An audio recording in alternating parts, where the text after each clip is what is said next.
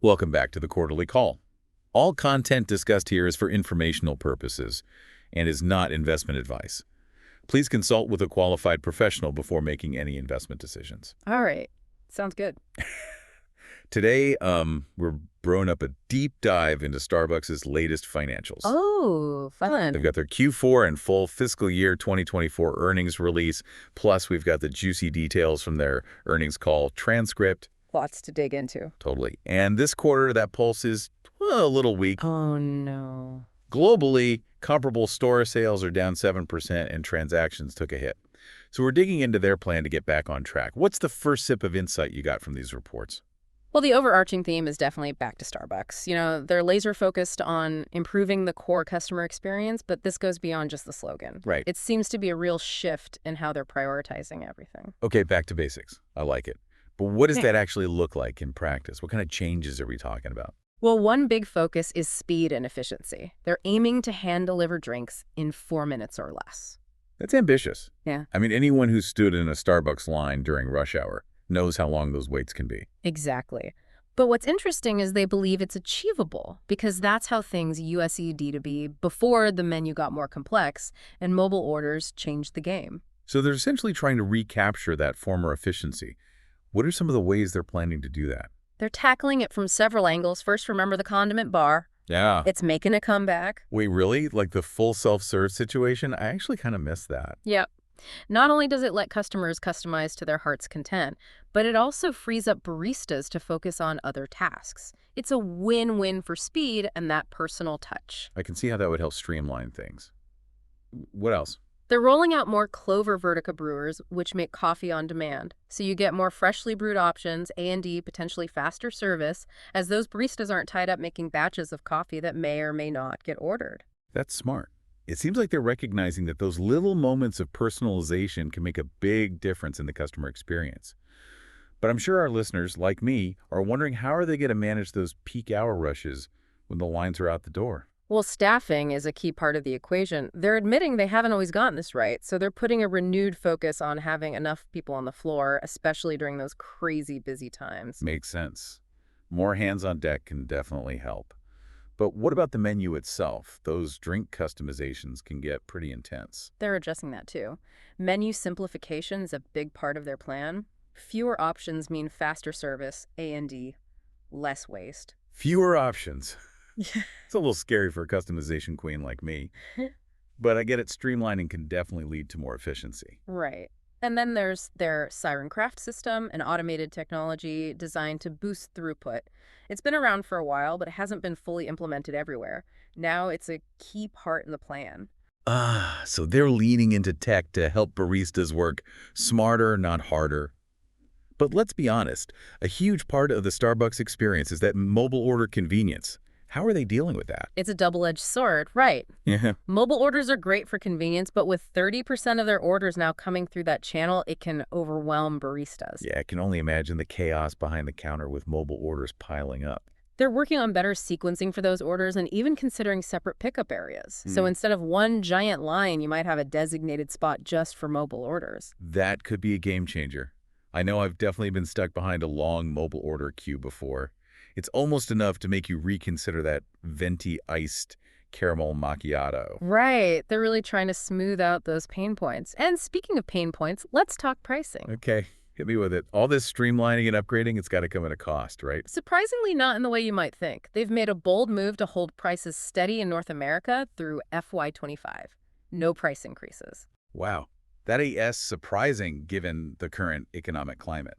And it gets even more interesting. They're eliminating the upcharge for non-dairy milk. No more extra charge for oat milk lattes. Now that's a headline. Right. But what's the strategy behind that? Almost half of their customers who pay for add-ins choose plant-based milks. So this is a direct appeal to a huge segment of their customer base. That's brilliant. They're not just holding the line on prices. They're making their most popular customizations more affordable. It's a savvy move that shows they're thinking about perceived value. It's not just about being the cheapest coffee, it's about giving customers that feeling of getting a good deal. I love how they're tying it back to Starbucks theme. Quality, speed, and now affordability. And they're even simplifying their overall pricing structure to make it more straightforward and logical. So maybe we're saying goodbye to those endlessly confusing customization options. Perhaps, but that's a conversation for another deep dive. Uh-huh. Yeah. Yeah. It really makes you wonder how these changes will play out, especially with the rise of plant-based milk alternatives. Right. Starbucks eliminating that upcharge could actually put pressure on other coffee chains and even influence the plant-based milk industry itself. It's like a ripple effect. You start with a simple pricing change, and suddenly you're impacting the whole landscape of coffee consumption. Precisely. And while we're on the topic of impact, we can't ignore the elephant in the room, China. Oh, yeah. Remember comparable store sales? They are down a staggering 14%. Ouch. That's a much steeper decline than their global average. What's driving that downturn? Well, according to their earnings release, they're facing a double whammy. First, the macroeconomic environment in China is softening, which means consumers are being more cautious with their spending. So it's not just a Starbucks problem, it's a reflection of the broader economic conditions. Exactly. But on top of that, they're also facing intensified competition from local coffee chains that are really resonating with Chinese consumers. It makes sense. Tastes and preferences vary across cultures, and what works in one market might not necessarily translate to another, especially in a market as dynamic as China. Absolutely. And these local competitors have a deep understanding of the Chinese market and are able to tailor their offerings to local tastes and preferences. So it's not just about price. It's about appealing to cultural nuances and delivering an experience that resonates with the local consumer. Right. And Starbucks seems to be aware of this challenge. Brian Niccol mentioned in the earnings call that he plans to spend more time in China to get a better grasp of the situation. That sounds like a smart move. You can't really develop an effective strategy without a deep understanding of the market and the competitive landscape. And he also hinted at the possibility of exploring strategic partnerships, which could be a game changer. Partnerships, huh? Now that's intriguing. What kind of partnerships are we talking about? Well, the specifics are still under wraps, but it could involve collaborations with local brands or businesses that have a strong foothold in the Chinese market. So potentially teaming up with local players who already have that cultural understanding and market expertise. Exactly. It could be a way for Starbucks to leverage local knowledge and tap into new customer segments that they might not be able to reach on their own. It sounds like they're realizing that a one-size-fits-all approach might not be the most effective strategy in a market as complex and diverse as China. It's a smart move. By being more adaptable and partnering with local players, they can tailor their offerings to meet the specific needs and preferences of Chinese consumers. So it seems like Starbucks is facing challenges on multiple fronts. Declining sales, globally intense competition in China, and a need to streamline operations while maintaining their premium image. It's a lot to juggle. It is. But amidst these challenges, they're also demonstrating a willingness to adapt, innovate, and even make some bold decisions. Like eliminating that non-dairy milk upcharge. It's a move that could potentially reshape not just their own menu, but the entire coffee industry. It's a reminder that even the most established companies need to be willing to evolve and challenge the status quo if they want to stay ahead of the curve. And speaking of evolving, they're also revisiting their technology and how it can support both their baristas and the customer experience. The Siren Craft System is a prime example of that. By investing in technology that streamlines operations, they can free up their baristas to focus on those personalized interactions that are so crucial to the Starbucks brand. It's about finding that delicate balance between efficiency and that human touch. Exactly. And it's a challenge that many businesses are facing today, not just in the coffee industry. So while Starbucks' current financials might be painting a somewhat bleak picture, their strategic moves suggest they're not just sitting back and waiting for the storm to pass. They're actively adapting and evolving. And that proactive approach might be what ultimately allows them to weather this storm and emerge even stronger. It'll be fascinating to see how these changes play out in the coming months and years. Will they succeed in winning back customers who've been lured away by competitors? Will their back to Starbucks strategy reignite that passion for the brand? Only time will tell. But one thing is certain. Starbucks is at a crossroads, and the decisions they make today will have a profound impact on their future.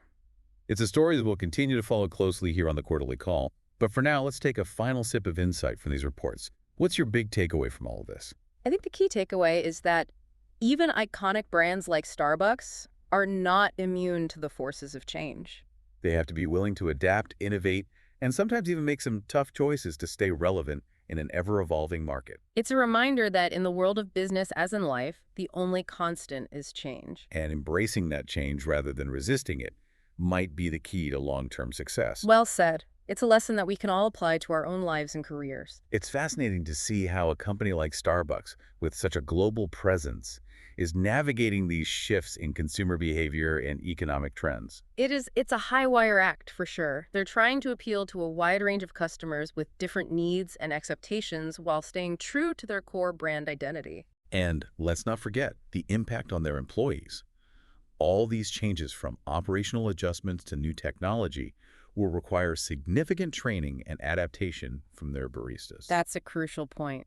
Yeah, Employee buy-in is essential for any successful change initiative.